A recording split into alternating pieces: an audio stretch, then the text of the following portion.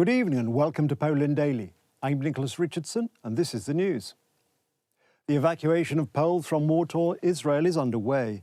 In the morning, a presidential Boeing carrying the evacuated Poles landed in Warsaw. So far, military aircraft have transported more than 260 people back to Poland. More planes are flying to Tel Aviv. The government gave assurances that no one will be left without help. About 2,000 Polish citizens are awaiting evacuation. The Foreign Ministry said that the Polish Embassy in Israel and consular services have been working on the ground without interruption for several dozen hours. They are providing information and assistance at the airport and embassy. First, priority is given to those who are temporarily in Israel. These are for the most part organised groups, namely pilgrimages and tours. Due to the time of year, individual tourists are relatively few. The Defence Ministry announced on Sunday afternoon the departure of 3 military aircraft to evacuate Poles from conflict-ridden Israel. 2 C-130 Hercules planes and a presidential Boeing 737 were sent to Tel Aviv. The first military plane with 120 Poles landed in Warsaw at around 5 a.m. today. Among them was Stephen, who was on a pilgrimage to the Holy Land. It was already the last day of our trip. We were in Jerusalem at the Mount of Olives and we were supposed to have a plane at 8 p.m. And just before noon, there was authentically a bombardment of Jerusalem before our eyes. We have also seen missiles being scattered by the Israeli shield, and we heard the alarms. With the 7th at around 6:30 a.m. local time, the Hamas attack on Israel began. The terrorists infiltrated many cities in the south of the country. They also fired several thousand rockets. Israel responded with rockets fired into the Palestinian Gaza Strip. The Palestinian Authority says that there are more than 400 casualties, including 78 children. The Israeli side puts the number at more than 700 killed in Hamas attacks. More than 2,000 people have been wounded. Experts agree. Russia has an interest in destabilizing the situation in the Middle East. The West, and especially the United States, have so far strongly supported Ukraine with arms supplies. Now some resources will be diverted to support Tel Aviv. This Hamas attack on Israel was quite obviously consulted not only with Iran, perhaps even with Turkey, which is playing on 2 fronts, but it is also a response to all that is happening in Ukraine. Russia is very keen for the United States to stop engaging in military aid to Ukraine with such intensity. This is a key solution for them. Government Plenipotentiary for Security Affairs Stanislaw Zharin indicated that the services of the Russian Federation are carrying out a disinformation campaign, among other things on the internet.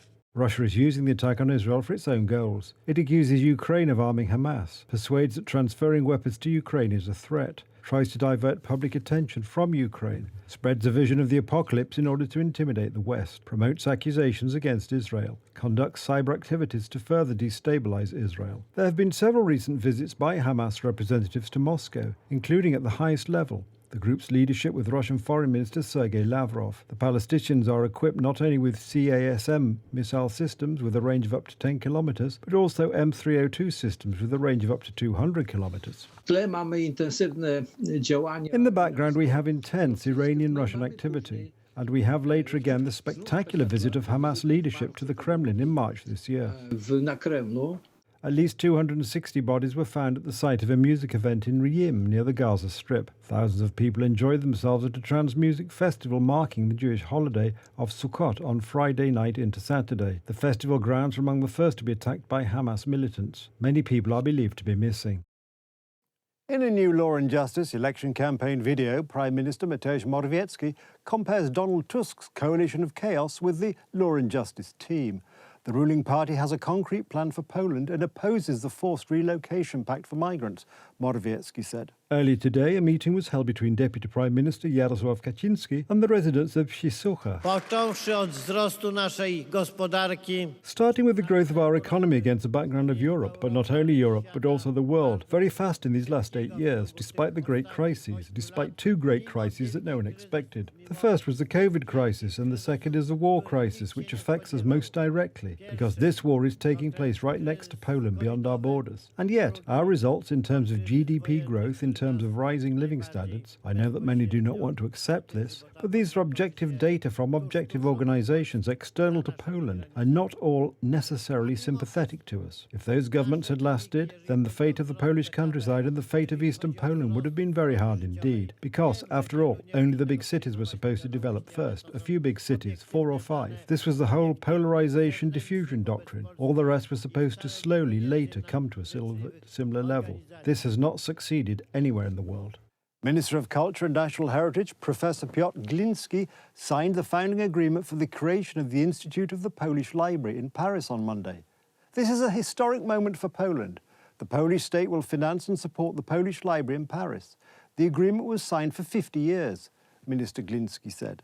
The Polish state has finally taken over the Polish Library in Paris. This is not only a priceless collection of such artifacts as Mickiewicz's desk, a lock of Chopin's hair, or the act of dethronement of Tsar Nicholas I, worth millions of euros on the antiques market, but above all, it is an institution of our culture, an informal embassy of Polish culture in the free world for many years. And now, this cultural institution will finally be under the financial protection of the Polish state as well. For the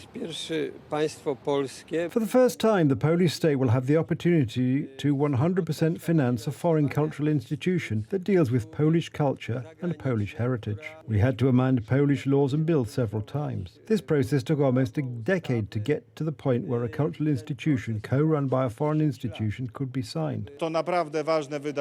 This is a really important event that will bear fruit for many decades, I hope. Adrian Stankowski, reporting from the Polish embassy in the French capital of Paris. For the 55th time, the Bank of Sweden's Alfred Nobel Prize in Economic Sciences has been awarded. The winner is decided by the Nobel Committee according to a similar procedure for the other Nobel Prizes. This year, the diploma, medal and $1 million United States dollars were awarded to American professor Claudia Goldin of Harvard University. The award, funded by the Bank of Sweden, is the only Nobel Prize not mentioned by Alfred Nobel in his will.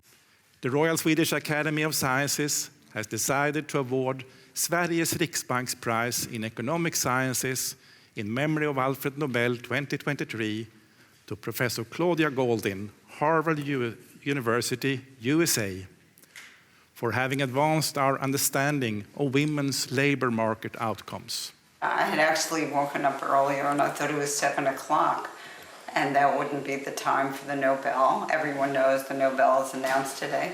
So I was ready to wake up and ask Larry to look up who won.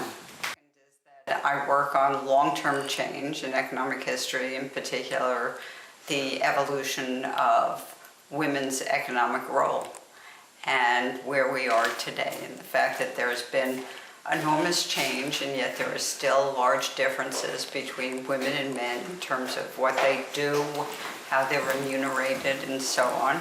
And the question is, why is this the case? And that's what the work is about.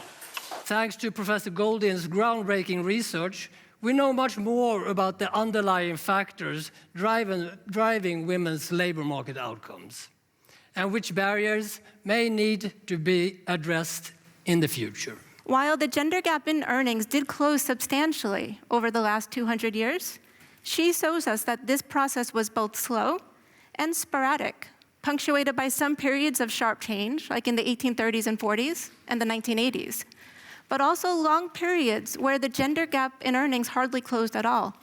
This was true from much of the 1900s, despite vast economic growth and increasing female numbers in the labor market.